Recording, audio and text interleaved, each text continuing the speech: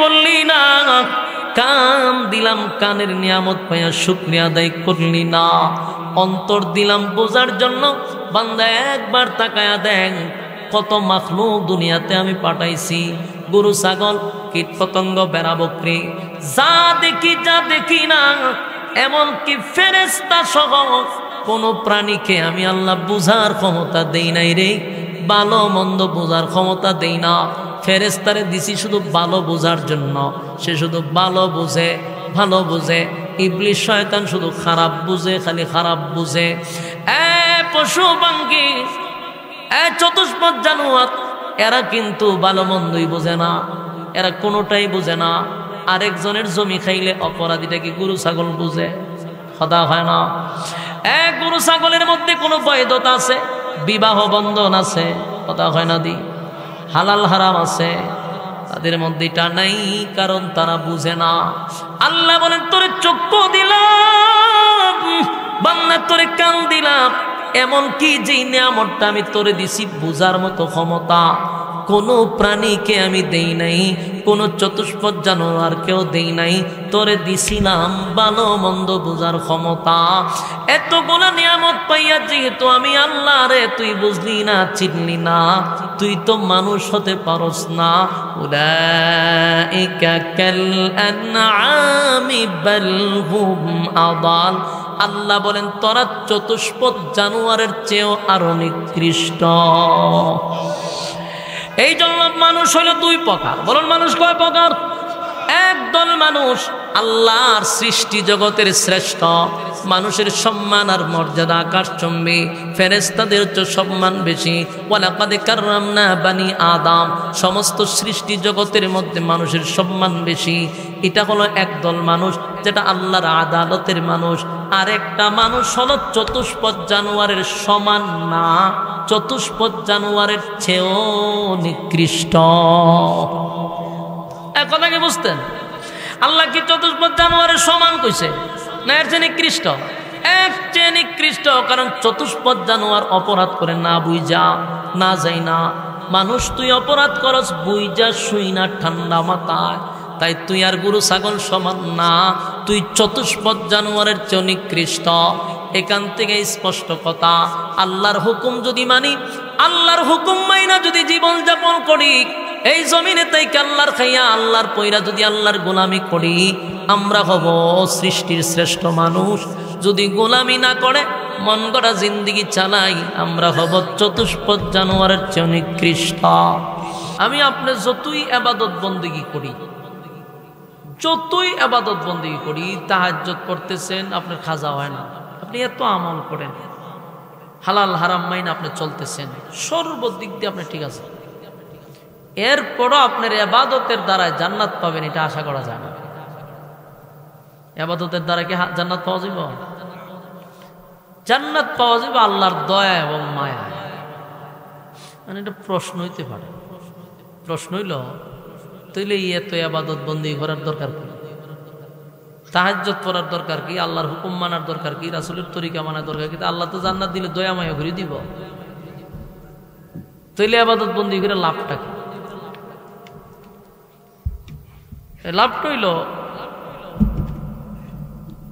এখন এটার এক্সাম্পল যদি আমি দিই, এক্সাম্পলটা হলো আপনি যদি মনে করেন, একটা এক্সাম্পল দিই, সরকার ঘোষণা দিছে যে নওগাঁ যারা আছে এই নওগাঁর ভিতর থেকে আমি সরকারি চাকরি দিব নওগাঁর মানুষকে।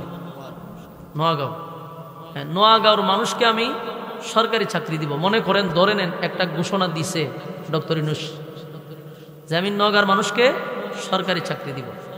আইসা কেন ওয়াদা দিয়ে গেল, আপনারা আগামীকালকে আমার সাথে যোগাযোগ করবেন। এখন দেখা যায় নওগাঁর সব মানুষ ডাকাতে গিয়ে ডক্টর ইউনূসের কার্যালয়ের সামনে বীর কইরা বসে রয়েছে। কেন আসছেন আপনারা? কয় আমরা উনি সরকারি চাকরি দিব। আর মনে করেন ডক্টর ইউনূসও বলছে যে আমি নওগাঁর মানুষকেই সরকারি চাকরি দিব, মানে আপনারাও গেছেন সবাই। তো যাওয়ার পরে এখন আপনাদের অনেকেরই নাম ঠিকানা রেখে রেখে ভিতরে ঢুকাইতেছে। তো একজনটা বললো, ভাই আপনার পুরো ঠিকানাটা লেখেন ইংরেজিতে ভিতরে ঢুকার জন্য। এ বললো ভাই আমি তো আমার নামও লিখতে পারি না, আমি ইংরেজি দিলে কি পাবে? তো আপনার নাম হলো সরকারি চাকরি করবেন, তো সরকারি চাকরি তো কইছে ডাক্তার ইউনুসে আমরা দিব, ওতে দিব ঠিক আছে, আপনার নাম টাম লিখবেন না, ঠিকানা লিখবেন না, আপনি কতটুকু পড়ালেখা করছেন এগুলো সব লিখবেন না। হয় বেড়া আমি কেলে আবার ঠেলা গাড়ি চালাই, আমার ডাক্তার ইউনুসে বলছে সরকারি চাকরি দিব, ওই জন্য এখানে আসছে। আচ্ছা কন তো দেখি এই লোকরে কি ঢুকতে দিবে? মানে এই লোকে যদি হয় আমারে কইছে উনি আসার জন্য আমি আসছি, কথার মর্মটা কি আমার বলে? কথার মর্ম কি? এই জন্য ঠেলা গাড়ি যে চালাই হেও যাইত, অশিক্ষিত যাইত, আমার কথা আপনারা বুঝেননি, আল্লাহ জানে। উনি বলছে চাকরি দিব, সরকারি চাকরি এই গ্রামের মানুষই দিব, এই জন্য কি উনি বলছে যে যার মনে চায় সবাই একেবারে শিক্ষিত অশিক্ষিত গণ্ডমূর্খ সবাই যেত। তা আপনি গিয়া যদি তখন বলে আমিও তো নগর মানুষ হই, আমার চাকরি দেন না কেন? চাকরি তো দিব আপনার যোগ্যতা অনুসারে, আমার লেখাপড়ার যোগ্যতা অনুযায়ী আপনাকে চাকরি দিব। বলছে নগর মানুষকে দিবে, দিবে কিন্তু সরকারি চাকরি করতে গেলে তার যতটুকু যোগ্যতার প্রয়োজন যোগ্যতা অনুযায়ী দিব না। মানে আপনি টেলা গাড়ি চালান হারা দিন, আপনার নামও লিখতে পারেন না, মানে আপনি গেছে তখন আমারও তো বলছে এই গ্রামের তো আমি, আমরা চাকরি দেয় না কেন? বোঝা গেল চাকরির জন্য শর্ত হইল যোগ্যতা, কথা হয় না? যোগ্যতা আপনার আছে, এরপর আপনি চাকরি পাইবেন যেটার কোনো গ্যারান্টি নাই, কথা বুঝতেছেন? যোগ্যতা আপনার আছে কিন্তু চাকরিতে পাবেন এটা কোনো গ্যারান্টি আছে? গ্যারান্টি নাই। কিন্তু এরপরও যদি আপনাকে চাকরিটা দেয়, এটা হলো ডাক্তার ইউনূসের আপনার প্রতি দয়া এবং মায়া, কথা হয় না? কারণ এরকম যোগ্যতা অনেকেরই আছে, যোগ্যতার তো অভাব নেই, কিন্তু আপনারও যদি দেয় আপনি বুঝতে হবে আপনার প্রতি একটু দয়া করছে মায়া করছে, এই জন্য আপনার চাকরি দিয়ে দিচ্ছে। কিন্তু শিক্ষাগত যোগ্যতা তো আপনার থাকতে হবে, এটা বাধ্যতামূলক, কথা হয় না? আল্লাহ বলছে আমি জান্নাত দিব আমার দয়া মায়া, এখন আপনিও যদি গিয়ে খারে, এখন আল্লাহ যেহেতু দয়া মায়া করে জান্নাত দিব, তার নামাজের দরকার কি, রোজার দরকার কি, হালাল হারামের দরকার কি? ওই শিক্ষাগত যোগ্যতা ছাড়া চাকরি চাওয়া যেরকম বোকামি, এবাদত ছাড়া জান্নাত চাওয়াটাও বোকামি। এবাদত করতে করতে আপনি একটা যোগ্যতা অর্জন করছেন, এরপরে আল্লাহ আপনাকে ইবাদতের উপরেই তো যোগ্যতা অনুসারে আপনাকে দয়া মায়া করে জান্নাত দিবে। আপনি নামাজ নাই, রোজা নাই, সুদে ঘুষে পিএইচডি করলেন, আপনি শুধু তখন আল্লাহ আমার দয়া মায়া করবো, এটা হাস্যকর না? কথা না, হাস্যকর। লেখাপড়া ছাড়া যেমন সরকারি চাকরি পাওয়াটা বোকামি, ইবাদত বন্দেগী ছাড়া জান্নাত পাওয়াটাও বোকামি। দয়া মায়া তো তখনই করবে যখন আপনার সব কিছু আছে, যোগ্যতা আছে, সব আছে। এখন যারা চাকরিটা দিবে আপনার উপরে তারা ইহসান করলো, কিন্তু আপনি যদি একবারই লেখাপড়া ছাড়া যাইতেন তাহলে আপনার সাথে কথা কইতে হবে, কোথাও গেটের বাইরে বাইরে গাড় ধাক্কা দিয়া আপনি ইবাদত করবেন বিদায় আল্লাহ আপনাকে দয়া মায়া করবে। ইবাদত যদি না করতেন তো ডাইরেক্ট গাড় দৌড়ে জাহান্নামে ঢুকাই দিত, কোনো হিসাব পিসাব নাই, কথা নাই, ডাইরেক্ট জাহান্নাম। এই জন্য প্রথম শর্ত হলো ইমানের সাথে নেক আমল করা, কথা বুঝতেছেন আমার? তাহলে আল্লাহ একদলকে কি করবে? বিনা হিসাবে জান্নাত দিবে। হিসাব যদি নেয় ধরা পড়ে যাবে, আর বিনা হিসাবে যেহেতু জান্নাত দিবে তাহলে আমাদের আল্লাহর দয়া মায়া ছাড়া জান্নাত পাওয়া সম্ভব না। আল্লাহর দয়া মায়া যত ইবাদতই করেন শর্ত হইল আল্লাহর দয়া মায়া দিয়ে আমরা জান্নাত পাবো। ইবাদতের বেড়াগিরি দিয়া জান্নাত পাওয়া সম্ভব না। অনেকে মনে হয় আমি তো তাহাজ্জুদ করি, আমার বেড়াগিরি আমার আল্লাহ জান্নাত দিব, এটা বিষয় না। বনি ইসরাইলের এক ব্যক্তি, উনি 500 বছর, কত বছর?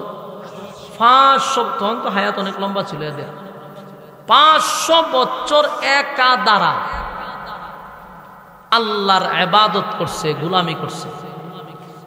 এক দিনের জন্য আল্লাহর ইবাদত থেকে উনি দূরে সরে নেই, এবং উনি এক টানা 500 বছর আল্লাহর ইবাদত করছে। কোথায়? ওই একটা দ্বীপের মধ্যে, চতুর্দিকে সাগর, মাঝখানে একটা দ্বীপ, কোনো মানুষ নাই, নির্জন একটা জায়গায় ধ্যানমগ্ন অবস্থা আল্লাহর জিকির আজগার করতো, নামাজ রোজা করতো। তো এখানে খাবার হইব, তো ইবাদত যে করতো আল্লাহ রাব্বুল আলামিন, ওনার পাশে একটা ডালিম গাছ ছিল, এই গাছের মধ্যে আল্লাহ ফল দিত। ফল উনি খাইতো।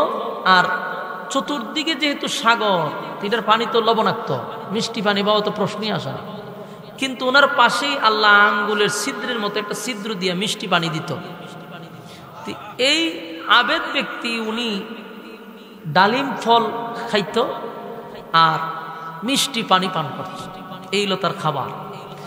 এই ডালিম আর মিষ্টি পানি পান করে উনি 500 বছর আল্লাহর ইবাদত বন্দি করছে। তো একদিন তার একটা আফসোস আল্লাহর কাছে, আল্লাহ আমার যেদিন আপনি মরণ দিবেন, আমার সেজদারত অবস্থা আপনি মৃত্যু দিয়েন, হাসরের মাঠে যেন আমি সেজদার থেকে উঠে দাঁড়াইতে পারি। তো উনি এত ইবাদত বন্দি করছে 500 বছর, অবশ্যই আল্লাহ ওনার কথা শুনছে। আল্লাহ রাব্বুল আলামিন ওনারে সেজদারত অবস্থায় মৃত্যু দান করছে। এই ওয়াজ কিন্তু রাসূল করতেছে সাহাবায়ে কেরামদেরকে নিয়ে, যে দেখো এই লোকটা হাসরের মাঠে সেজদারত অবস্থায় উঠেই আল্লাহর সামনে দাঁড়াবে। দাঁড়ানোর পরে আল্লাহ ঘোষণা দিবে, এই ফেরেশতারা, এই যে আমার বান্দা উঠতে দাঁড়াইছে, আমার এই বান্দা 500 বছর ইবাদত করছে। আমার বান্দার ইবাদত বন্দি কতদিন? 500 বছর বান্দা ইবাদত বন্দি করছে। আমি আল্লাহর একটা মুহূর্তের জন্য ভুলে নাই। আমার এই বান্দাটারে তোমরা আমার দয়া মায়া দিয়া জান্নাত দিয়া দাও। এখন ফেরেশতারা তারা জান্নাত লয়ে যাব, এর রাস্তা কি হবে? দাঁড়াও, 500 বছর ইবাদত বন্দি করলাম, আর এখন আল্লাহর দয়া মায়া আমার জান্নাতে যাইতে হইব। আমারই 500 বছরের ইবাদত গেল কই? তখন যদি আমার ইবাদত বন্দিগি বাদ দিয়ে আমার আল্লাহর দয়া মায়া জান্নাতে যাওয়ার লাগে, তা আমার 500 বছরের ইবাদত বন্দি গেল কই? আল্লাহরে কয়, আল্লাহ আপনার দয়া মায়াই যদি জান্নাতে যাওয়ার লাগে, তে 500 বছরের ইবাদত বন্দি হইলে কি করতাম? আল্লাহ তার এই কথার পরেও ফেরেশতাদেরকে বলতেছে, আমার বান্দারে তোমরা আমার দয়া মায়া দিয়া জান্নাতে ঢুকাও। কিন্তু আবার কাউন্টার দিয়া হয়, আপনার দয়া মায়া দিয়ে আমার জান্নাতে যাওয়ার লাগে, 500 বছর হুদা ফাও আমি ইবাদত বন্দি করলাম। তখন আল্লাহ বলেন, ফেরেশতারা দাঁড়া, সুজা জান্নাতে যাইতে তার ভাল লাগছে না। আমার বান্দা যখন ইবাদতের হিসাব চায়, তাহলে দাঁড়াইতো, হিসাব দিয়ে ওই আর বলে জান্নাতে যাইব না। দাঁড় করাই দিল হিসাব 50,000 বছর। সুবহানাল্লাহ, কি বাড়িত গিয়া কত বছর তা আগে সুজা গেছে, জান্নাতে ভাল লাগছে না। অন্তর 500 বছরের হিসাব দিবি তুই, আরো 50,000 বছর লাগাইয়া অহন একার হয়েছে হিসাব দিত। অহন আল্লাহ এর কাছ থেকে হিসাব নিতে যে তুই 500 বছরে কতটা ডালিম খাইছ, আগে ডালিমের হিসাব দে। তোরে যে আমি ডালিম খাওয়াইছি, ডালিমের হিসাব আগে দে। এরপরে তোরে 500 বছরে কত মিষ্টি পানি আমি পান করাইছি, পানির হিসাব দে। এরপরে তোরে আমি সুস্থ রাখছি, আমি সুস্থ না রাখলে তুই ইবাদত করতি কেমনে? কথা হয় না? আমি যদি তোরে সুস্থই না রাখতাম, যে তুই তো ফুডাঙ্গি করতে পারতি না যে 500 বছর ইবাদত করছিস। তোরে যদি প্যারালাইসিস করে রাখতাম, তোরে যদি আমি ঘরের মধ্যে ভালো রাখতাম, তুই কিতা করতি? এই জন্য আল্লাহ তোরে যে সুস্থ রাখছিলাম, এটার হিসাব দে। এরপর আল্লাহ বলেন, তোর 2টা চক্ষু ভালো রাখছিলাম, তোর হাত পাও ভালো রাখছিলাম, এগুলোর হিসাব দে। এখন হিসাবও বইরা তো হের অবস্থা খুব খারাপ। এখন হিসাব দিতে গিয়ে যে সময় যাইতেছে, পানির পিপাসায় তার কলিজা ফাইটটা যেতেছে প্রচন্ড রুদ্রে, জিব্বা বার করে দিচ্ছে।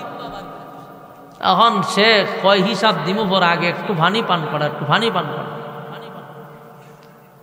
এক ফেরেশতা দৌড়ায় আসছে, এই জায়গায় কি সুফি সাহেব পানি লাগবো? ও ভাই, কলিজা আমার ভাইটা যায়, এক ফোঁটা পানি আমারে পান করান, 1 গ্লাস পানি আমারে পান করান, তারপরে আমি হিসাবে বসতেছি। ফেরেশতা কয়, আমি যে তোমারে পানি পান করাবো, এখানে তো পানি এমনি এমনি দেওয়া হয় না। হ্যাঁ ফোলা মানে মোবাইলটা ইয়ে করেন, সাইলেন্ট করেন, হতান পরে কুটু কুটু, হ্যাঁ আমার দাঁড়ে বই আইতে পারে। কোন কি বিরক্তিকর ওয়াজটা ধরলই এরার উপরে শয়তান আয়া বর করে, যত ইবলিস আছে সবটি এরার উপরে বর করে। আলোচনা চলতেছে, ওই মোবাইল নিয়ে দেখবো, নাহলে গুথাইবো, বই আসবো। এটা কোনো মাহফিলের পরিবেশ নেই। কোন এর চেয়ে বিরক্তিকর আর কিছু হইতে পারে না।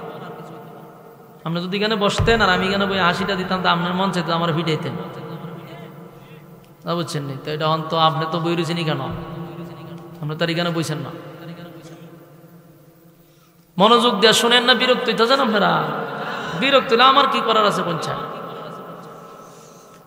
ফেরেশতা বলে, আমি যদি আপনাকে পানি পান করাই তাহলে তো আমি এমনি এমনি পানি পান করাবো না, পানির বিনিময়ে আমাকে আপনি নেক আমল দিতে হবে।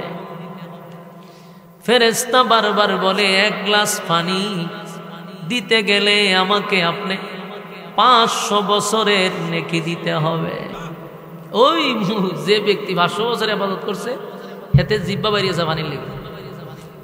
প্রচন্ড রৌদ্র, সূর্যটা সেদিন অনেক কাছে চলে আসবে, মানুষের মগজগুলি বাথের মারের মতো উতরাইতে থাকবে, জিব্বাটা কুকুরের মতো লম্বা হয়ে যাবে, কলিজা পাটা পিপাসা।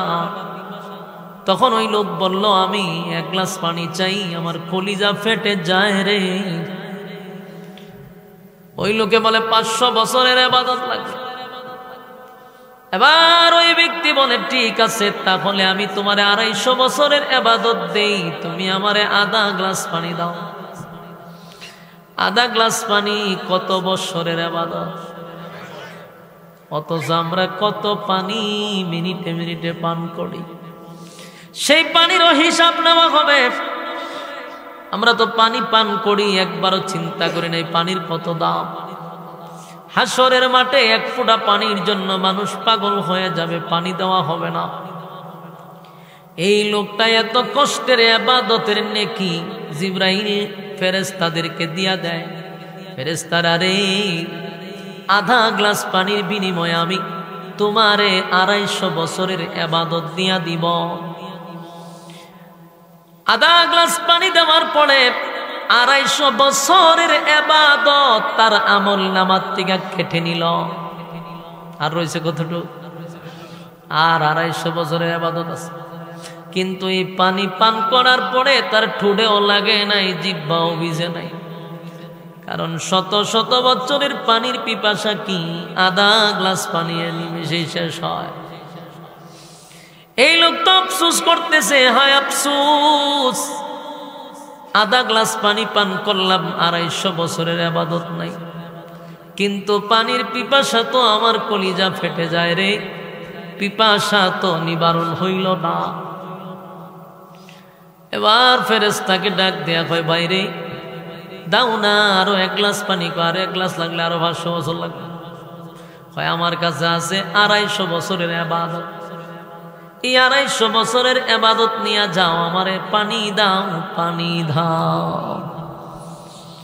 ফেরেশতা তারে আরো আধা গ্লাস পানি পান করাবে, 250 বছরের ইবাদত কেটে দেওয়া হবে। টোটাল তার আমল নামায় আর কোনো নেকি নাই।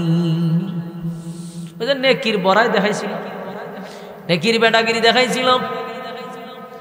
এবার ওই ব্যক্তির আমল নামায় কোনো নেকি নাই।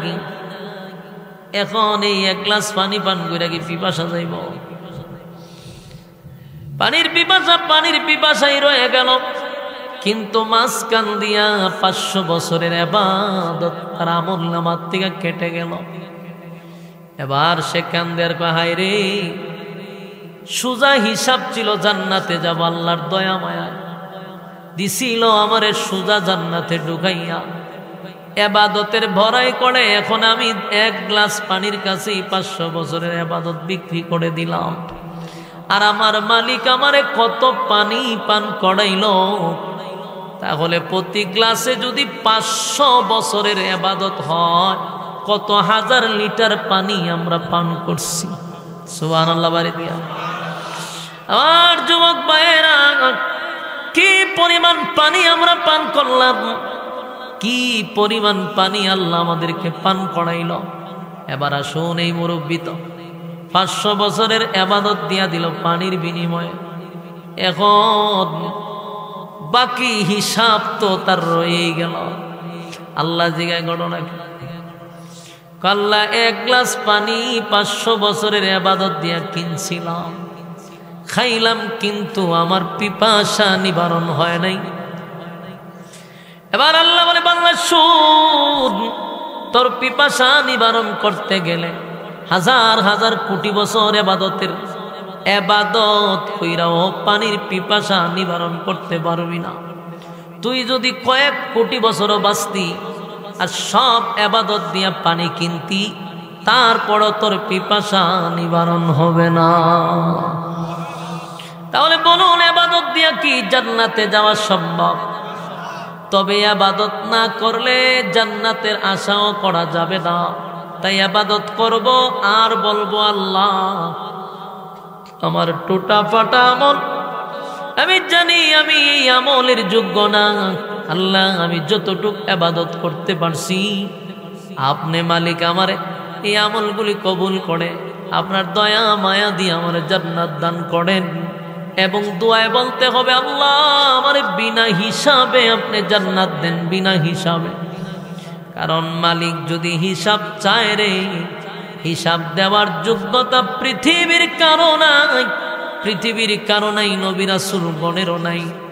তাই আল্লাহ জান্নাত যাদেরকে দিবে তাদের কাছ থেকে কোনোদিন মালিক হিসাব নিবে না। ইল্লা আসহাবাল ইয়ামিন,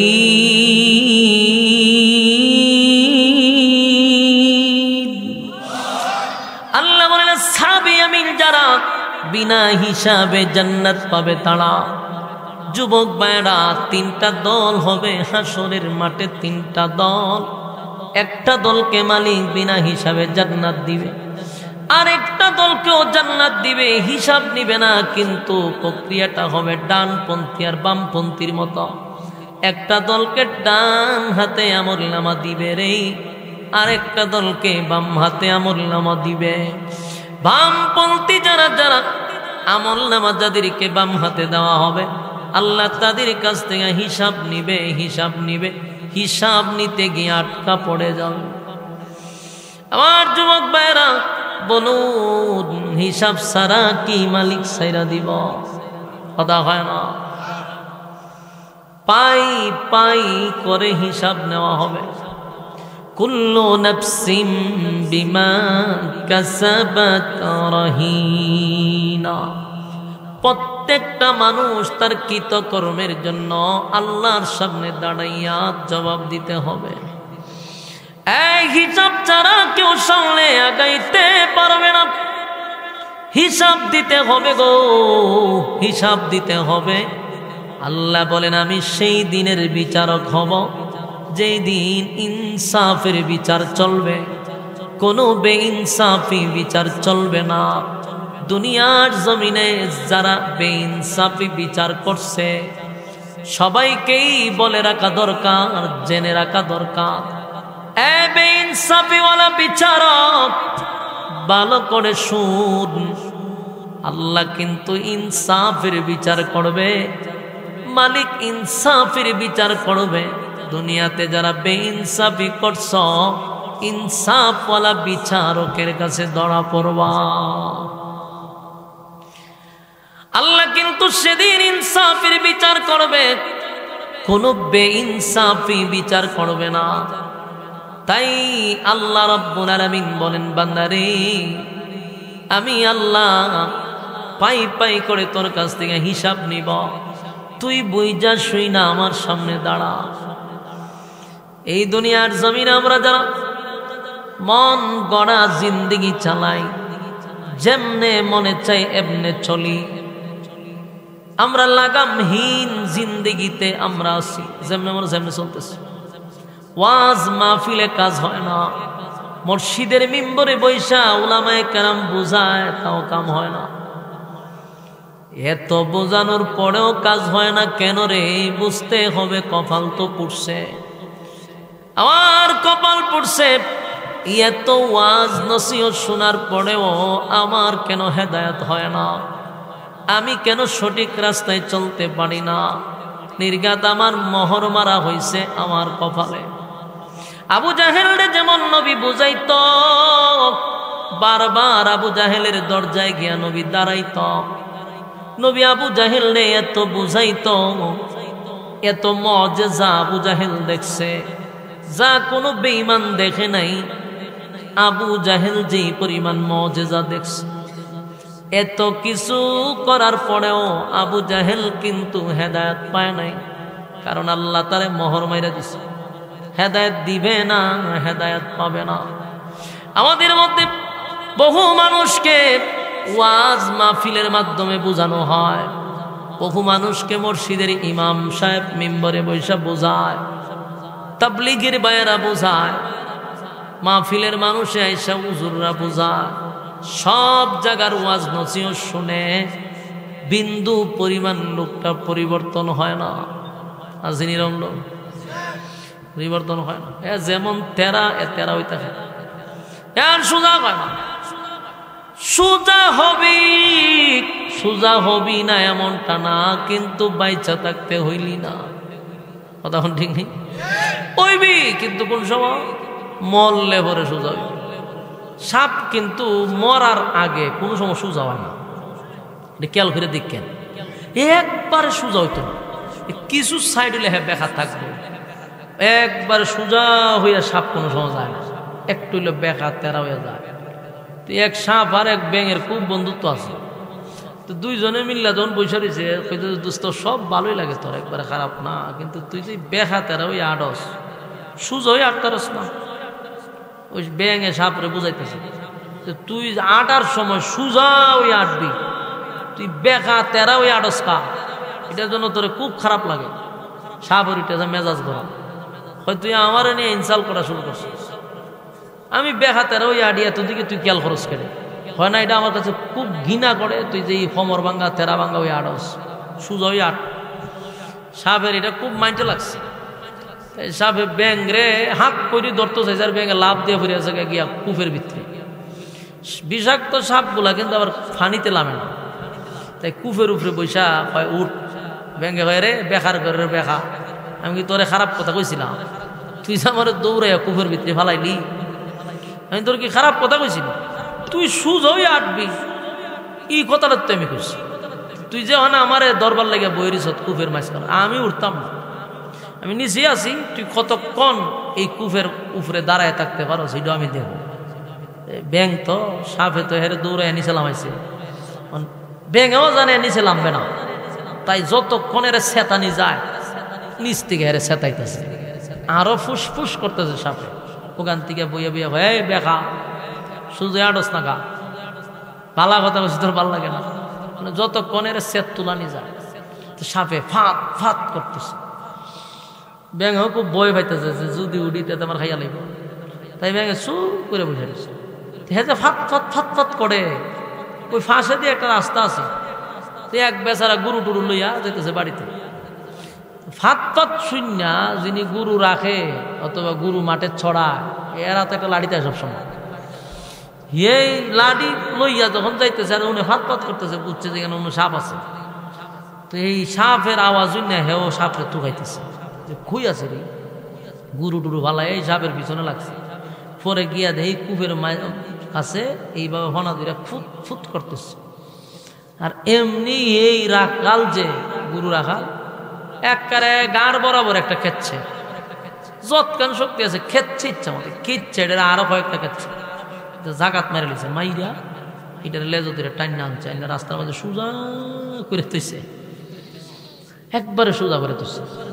তুই এতে গেছে ব্যাং চিন্তা করলো অনেকক্ষণ দইরা, এর ফুসফুসি নাই হেও নাই, ঘটনা কি তারে ব্যাং লাফাইয়া উঠছে উপর উঠতে, চতুর্দিকে বন্ধুরে তো হয়, বন্ধু তো নাই। সামনে গে দে বন্ধু একবারে সোজা, একবারে সোজা। ভেঙে গিয়া কয় মাশাআল্লাহ বন্ধু তো আমার কথা ভালো করে শুনছ। দাঁড়ায় গেছে বন্ধু একবারে লড়ে না, সোজা ফাও দিয়ে লাড়া দেয়, তাই না লড়ে না, আবার লাড়া দেয় লড়ে না। এর ভরে ভেঙে বুঝতে পারছে তাই নাই, তাই নাই। অন ভেঙে কয় এই সুজার কথাই কইছিলাম, এই সুজার কথাই কইছিলাম। দুস্ত সুজা তো হইলি, ময়রা সুজা হইছস। আমার কথা যদি আগে শুনতি তাহলে তোর এই করুণ অবস্থা হয় না। আমি তোর এই সুজার কথাই কইছিলাম, আর এই সুজার কথা কোয়ার কারণে তুই আমারে 3 ঘন্টা পানির মধ্যে রাখছস। আর আমার কথা যদি শুনতি আজকে তুই মরতে হয় না। সুজা তো হইলে আমার কথা মানলি, কিন্তু মরার পরে কথা কই না দেই। আমরা দেশের মানুষ রে হুজুররা বহুত বুঝাইতেছে, বুঝাইয়াও হেরে লাইনও আনা যায় না, সুজা হয় না, উল্টা আরো তেরামি করে। একটা সময় যখন আজরাইল জাতা দিয়া দৌড়ে তখন একবারে সোজা হয়। তখন আমরা করে বুঝা মরবার আগে বুঝলি না, মইরা বুঝছস। বলুন আমাদের সোজা হওয়া দরকার কি মরার পরে না মরার আগে? মরার আগে যদি সোজা হয়ে যায় মরার পর আর সোজা হন লাগতো না। ওই ব্যাঙের মতো, ব্যাঙের কথা যদি সাপে শুনতো কি পরে সোজা হন লাগে? এটা আগে সোজা হইতে। প্রতিটা মানুষের হিসাব কিন্তু আল্লাহ নিবে, এর মধ্যে কোনো সন্দেহ নেই। আল্লাহ নিজেই বিচারক হবে, আর বিচার মালিক নিজেই করবে। তাই বেইনসাফের কোনো বিচার করবে না, ইনসাফের বিচার করবে। তাই আমাদেরকে দুনিয়ার জমিনে থাকা অবস্থায় আমাদের সোজা হয়ে যাওয়া দরকার। যদি সোজা হয়ে যাই মরার পরে আর সোজা হওয়া লাগবে না। কিন্তু উল্টাটা করি, মরার আগে সোজা না হইয়া মরার পরে সোজা হই। যুবক ভাইরা, সীমা লঙ্ঘন করা যাবে না। আল্লাহ বললেন ইন্না জাহান্নামা কানাত মিরসাদা লিত্তাগিনা মাআবা। লিত্তাগিনা মাআবা তার অর্থ হলো সীমা লঙ্ঘনকারীদের জন্য জাহান্নাম। যারা এই দুনিয়াতে সীমা লঙ্ঘন করছে আমি আল্লাহ তাদের জন্য জাহান্নাম রাখছি। লাবিসিনা ফিহা আহকাবা। আল্লাহ বলেন এই সীমা লঙ্ঘনকারীরা যুগের পর যুগ সেখানে অবস্থান করবে। যুগের পর যুগ দুনিয়ার জেলখানায় তো ভাই কোনো না কোনো সময় বাইর হওয়া যায়, কিন্তু আল্লাহ যে জেলখানার ভিতরে ঢুকাবে সেখানে বাহির হওয়ার কোনো সুযোগ নেই। লাবিসিনা ফিহা আহকাবা। যুগের পর যুগ সেখানে অবস্থান করতে হবে। তাই আমাদেরকে এখন থেকে প্রিপারেশন নিতে হবে, কারণ আমরা কিন্তু একটা গাড়িতেই আছি। এই গাড়ির স্টেশন কোথায় গিয়া থামে আমাদের জানা নাই। যেদিন গাড়ি কোনো স্টেশনে গিয়া থেমে যাবে সেদিন এই গাড়ি আর কোনোদিন সামনে আগাবে না।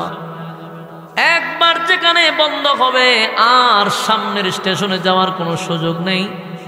মানুষের দেহটা একটা গাড়ির মতো চলছে তো চলছে।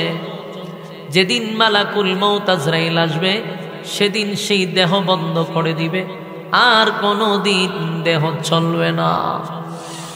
এই জন্য এই দেহ চলা অবস্থায় আমাদের গন্তব্যে পৌঁছতে হবে, আমাদের টার্গেট থাকতে হবে। কেন আমাদেরকে আল্লাহ পৃথিবীর জমিনে পাঠাইলেন?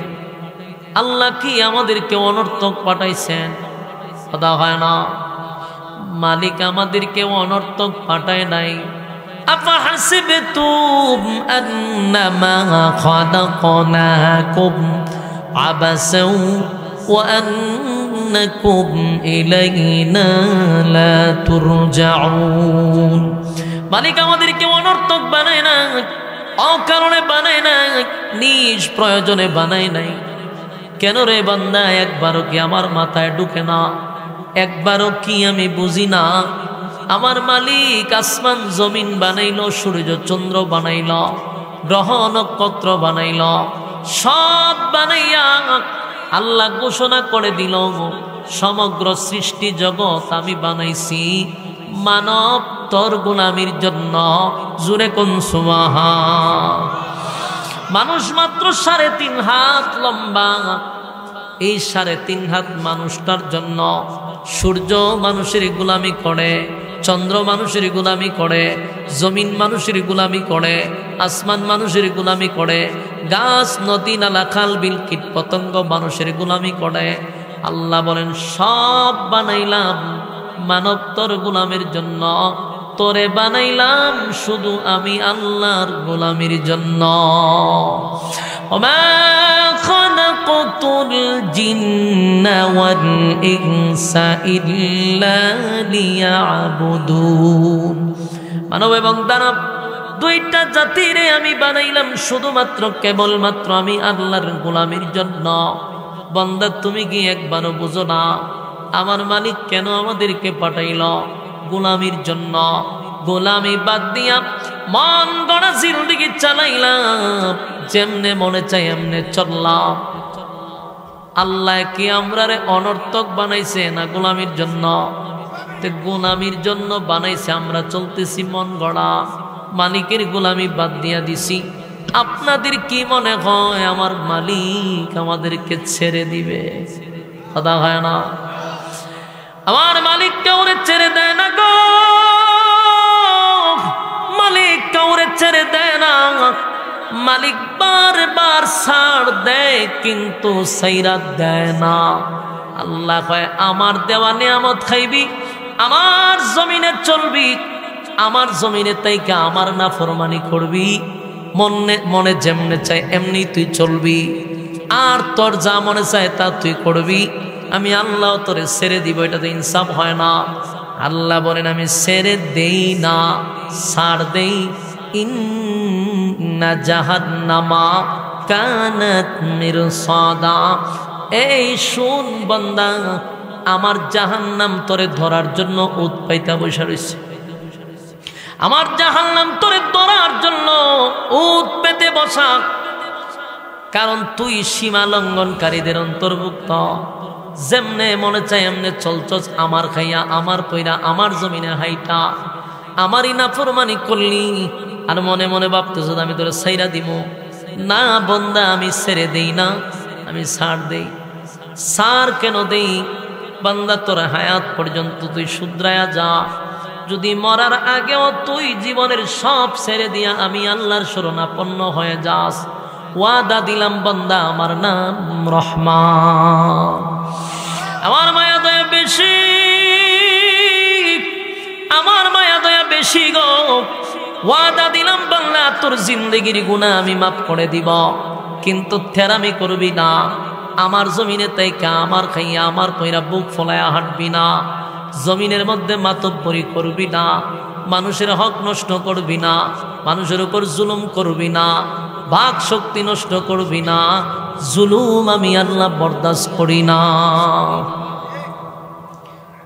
আল্লাহ বলে ওয়ালাকাদ যারাবনা লিজাহান্নামা কাসীরাম মিনাল জিন্নি ওয়াল ইনস।